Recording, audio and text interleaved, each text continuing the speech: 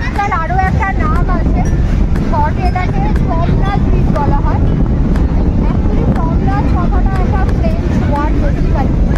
আমরা সবাই জানি যে পন্ডিচারি বেসিক্যালি একটা ফ্রেঞ্চ কলোনি, মানে এটার অ্যাকচুয়াল ফুল ভার্সানটা হচ্ছে রুশ ডলা প্রমনাথ। ফ্রেঞ্চ একটা কথা, রুশ ডলা প্রমনাথ থেকে ফার্স্ট ফর্মে এটাকে প্রমনাথ ব্রিজও বলা হয়। তো সেইখান দিয়ে আমরা হাঁটছি। এইখানে কিন্তু পন্ডিচেরিতে অনেকগুলো বিচ আছে, তার মধ্যে যেমন ধরুন রক ব্রিজ বা প্রমনাথ বিচ, সেম বিচ। আর একটা বিচ আছে যেটা সিরিনিটি বিচ, সেটা লোকজন একটু কম থাকে সিরিনিটি বিচে। আর একটা বিচ আছে মাহে বিচ, ডিপো বিচ, অনেকগুলো বিচ আছে।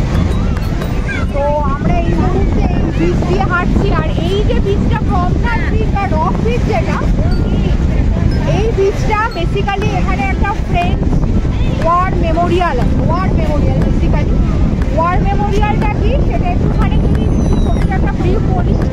এটা হচ্ছে 1914-এ যখন ফার্স্ট ওয়ার্ল্ড ওয়ার হয়েছিল।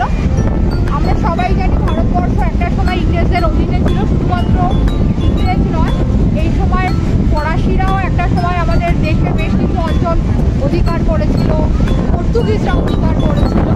তো ফরাসিরা সেই ফার্স্ট ওয়ার্ল্ড ওয়ারের সময় কিন্তু আমাদের 1940-এ, সেই সময় যেহেতু ফরাসিরা আমাদের দেশ বেশ কিছু অংশ অধীন করেছিল, তাই ফার্স্ট ওয়ার্ল্ড ওয়ারের সময় ভারতবর্ষের তৎকালীন প্রচুর সেনা এবং ফরাসি সেনা সেই ওয়ার্ল্ড ওয়ারে যোগদান করতে বাধ্য হয়েছিল।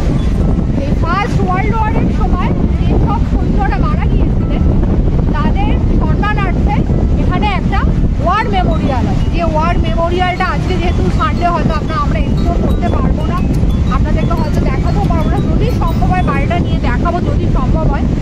তো এই সোমনাথ ব্রিজ বা রক ব্রিজ যেটাকে বলে, রক ব্রিজ মানে আরও একটা কারণ রক আছে, সেই কারণে একটা রক ব্রিজ বলা হয়। আর এখানে সাধারণত লোকে চান করে না।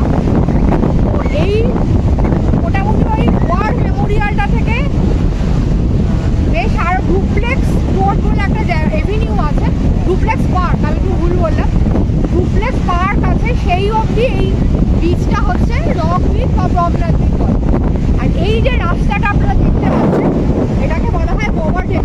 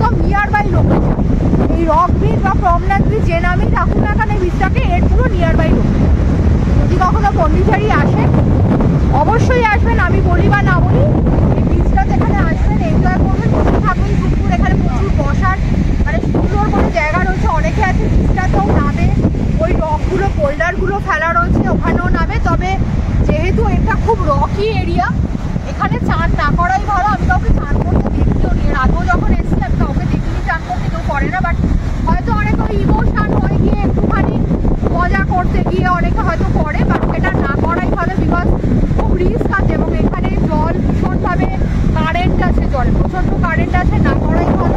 আসবেন বসবেন, এখানে বিভিন্ন বেঞ্চ সিমেন্টের করা আছে। এছাড়া এই যে সাইড পুরো একদম সুন্দর করে বাঁধানো রয়েছে, আর রকের ওপর চাইলেও কেউ বসতে পারে। যথেষ্ট মানে সুন্দরভাবে এনজয় করতে পারবেন সমুদ্রটাকে। আর যদি কেউ এই ওভার টেবিলের ওপরে প্রচুর হোটেল আছে, আর যদি কেউ একদম আশ্রমে যদি কেউ থাকতে চান, একদম আমরা যে আশ্রমটাতে আছি আপনাদেরকে ভিডিও আপনারা দেখতেই পাবেন।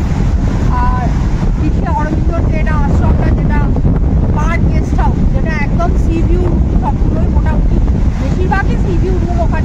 ওখানে যদি কেউ থাকতে চান থাকতে পারেন, খুবই ভালো। তো একদম পুরো ঘর থেকে একদম সমুদ্র দেখা যাবে। তো চেষ্টা করবেন পন্ডিচেরিতে যদি আসেন, এই বীচগুলো কিন্তু অন্যরকম। মানে আমরা সাধারণত ওয়েস্ট বেঙ্গলে যারা থাকি, আমরা ওয়েস্ট বেঙ্গলের কাছাকাছি সব থেকে বেশি যেটা অ্যাক্সেস করি দীঘা, মন্দারমণি, পুরীর এইসব বীচ। ওই বীচগুলোর থেকে কিন্তু এই বীচগুলো আলাদা। দেখুন এই স্যান্ড কিন্তু হোয়াইট স্যান্ড। সাধারণত সাউথের বীচগুলোর স্যান্ড যেগুলো হয় ম্যাক্সিমাম কিন্তু হোয়াইট স্যান্ড হয়, ঠিক আছে? পুরোপুরি রেড স্যান্ড হয় না। তো আর কি বলবো, এই বীচে যদি আসেন ভালো লাগবে, এনজয় করবেন। বীচ তো যারা ভালোবাসেন তারা বাসেনি, কিন্তু যারা কোনোদিন বিচে আসেননি, বিচে প্রথমবার এসছেন, এসে যদি বসেন টাইম স্পেন্ড করেন, আমার মনে হয় ভালো।